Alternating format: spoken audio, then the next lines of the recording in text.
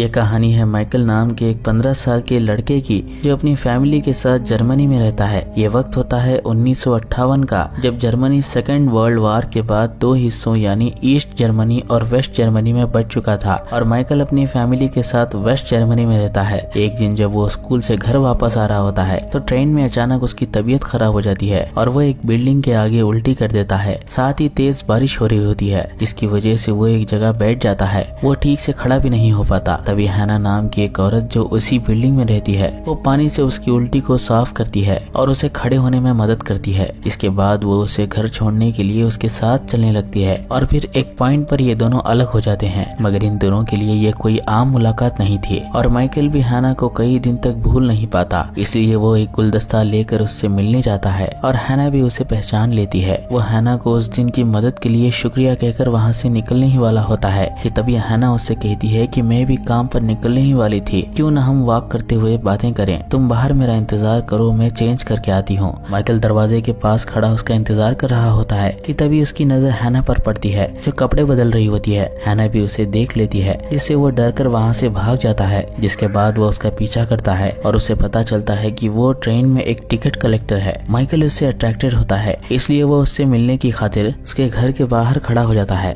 हैना भी उसे देखकर ये समझ जाती है कि वो यहाँ किस लिए आया है। वो उसका टेस्ट लेने के लिए उसे एक काम सौंपती है। वो उसे नीचे से 2 बाल्टी कोयला लाने को कहती है जिसे लाते समय उसका चेहरा और बदन दोनों गंदे हो जाते हैं। जिसे देखकर वो उससे कहती है कि तुमने काम तो बहुत अच्छा किया है पर इतनी गंदी हालत में तुम घर कैसे जाओगे, तुम्हें नहाने की जरूरत है। ये कहकर वो उसे कपड़े उतारने को कहती है जिस पर वो शाई फील करता है। ये देखकर हैना उससे कहती है कि घबराओ मत, मैं तुम्हें नहीं देखूंगी। ये सुनकर वो अपने कपड़े उतारने लगता है और हैना चुपके से उसे देख रही होती है और जैसे ही वो नहाकर बाहर आता है वो उसके लिए टॉवल लेकर आती है। तभी हम देखते हैं कि हैना भी पूरी की पूरी निर्वस्त्र होकर उसके सामने खड़ी है। दरअसल वो भी माइकल के चार्म से अट्रैक्टेड हो चुकी है। माइकल उससे कहता है कि तुम बहुत खूबसूरत हो। ये सुनकर हैना उसे किस करती है और ये दोनों एक दूसरे के बहुत करीब आ जाते हैं। यहाँ से इन दोनों का प्यार शुरू हो जाता है और माइकल स्कूल के बाद हर रोज हैना के घर जाता है जहाँ हैना उसे सिखाती है कि प्यार कैसे करते हैं। दूसरी तरफ माइकल अपने लेक्चर्स अटेंड कर रहा होता है जिसमें उसे यह पढ़ाया जाता है कि इंसान की असली पहचान उसके सीक्रेट्स में छुपी होती है,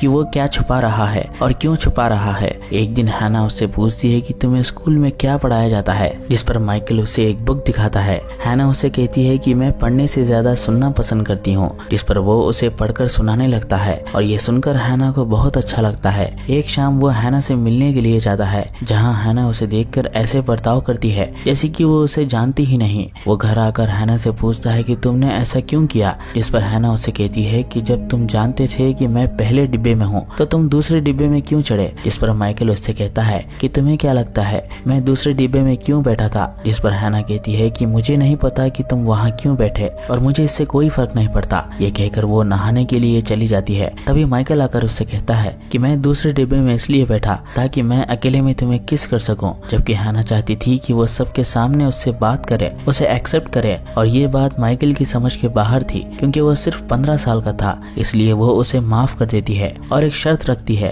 कि वो उसके साथ लव मेकिंग तभी करेगी जब वो उसे कई सारी बुक्स पढ़कर सुनाएगा। इसके लिए माइकल भी मान जाता है और उसे बुक्स पढ़कर सुनाने लगता है जिसका अंदाजे बयान सुनकर वो रो पड़ती है। जिसके बाद ये दोनों एक दूसरे को प्यार करते हैं। एक दिन माइकल उसे अपने साथ डेट पर चलने के लिए कहता है जिस पर हैना उससे पूछती है कि ये किस तरह की डेट है। जिस पर माइकल उसे उस जगह का मैप दिखाने लगता है। हैना कहती है कि इसकी कोई जरूरत नहीं है, मैं तुम्हारे साथ डेट पर चलने के लिए तैयार हूँ। इस पर ये दोनों साइकिल के जरिए उस जगह पहुँच जाते हैं जहाँ आसपास के लोगों को देखकर हैना थोड़ा नर्वस फील कर रही होती है क्योंकि वो माइकल से काफी बड़ी थी। इस नर्वसनेस के कारण वो कुछ ऑर्डर भी नहीं कर पाती और माइकल से कहती है कि मेरा ऑर्डर भी तुम ही दे दो। जिसके बाद उस रेस्टोरेंट की ओनर माइकल से कहती है कि मुझे उम्मीद है कि तुम्हारी मॉम को खाना पसंद आया होगा। ये सुनकर माइकल हैना के पास जाता है और हैना को किस करके उसे बताता है कि वो उसकी मॉम नहीं बल्कि गर्लफ्रेंड है। और हैना को भी ये बात बहुत पसंद आती है कि माइकल ने उसे दुनिया के सामने एक्सेप्ट कर लिया। इसी तरह वक्त गुजरने लगता है और माइकल हाई स्कूल में एडमिशन ले लेता है जहाँ उसकी दोस्ती सोफी नाम की एक लड़की से होती है जो उसे लाइक करती है। वो अपना ज्यादातर वक्त दोस्तों में गुजारने लगता है, इसलिए वो हैना के पास टाइम पर नहीं आता, जिससे हैना भी थोड़ी अपसेट रहती है पर वो उसे मना लेता है। पर एक दिन हैना को पता चलता है कि उसे प्रमोशन मिल चुका है, यानी कि उसे अब ऑफिस में रहकर ही काम करना होगा। ये जानकर वो बहुत उदास हो जाती है। इधर माइकल के बर्थडे पर उसके दोस्त माइकल के लिए एक पार्टी अरेंज करते हैं, पर माइकल उनसे कहता है कि मैंने किसी से मिलने का वादा किया है, इसलिए मैं नहीं आ सकता। ये सुनकर सोफी नाराज हो जाती है, पर माइकल अभी भी हैना से प्यार करता है, इसलिए वो हैना के पास जाकर रोज की तरह उसे कहानी सुनाने लगता है। पर हैना जो प्रमोशन के बाद सुनकर पहले से अपसेट थी, वो माइकल की कहानी सुनने से इनकार कर देती है, जिस पर माइकल को गुस्सा आ जाता है और वो हैना से कहता है कि आज मेरा बर्थडे है, मेरे दोस्तों ने मेरे लिए पार्टी अरेंज की है, पर मैं उन्हें छोड़कर तुम्हारे पास आया। जिस पर हैना कहती है कि मैं तुमसे कोई झगड़ा नहीं करना चाहती, या तो तुम चुप रहो या फिर अपने दोस्तों के पास चले जाओ। माइकल को लगा कि वो अपसेट है, इसलिए वो उसे किस करता है, पर हैना उसे स्लैप करके एक जगह बैठ जाती है। तभी माइकल उससे कहता है कि मैं नहीं जानता कि तुम मेरी किस बात को लेकर गुस्सा हो, इसके बावजूद मैं तुमसे माफी मांगता हूँ, क्योंकि मैं इस पल को तुम्हारे साथ सेलिब्रेट करना चाहता हूँ, क्योंकि मैं तुमसे प्यार करता हूँ।